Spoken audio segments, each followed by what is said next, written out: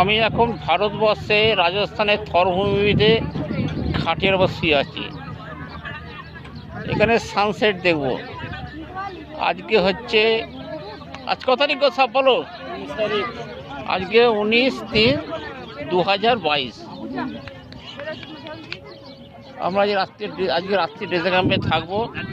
রাত্রে চিকেন আর রুটি খাবো, খেয়ে কালকে ব্রেকফাস্ট খেয়ে বেরিয়ে যাবো বিকানির হয়ে দিল্লি থেকে ট্রেন ধরবো আবাদা জনতা তুফান এক্সপ্রেস, ওখান থেকে হাওড়া বাড়ি চলে যাব।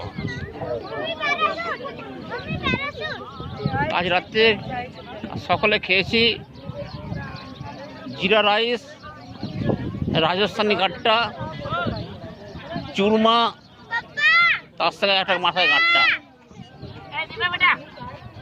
ধর্ম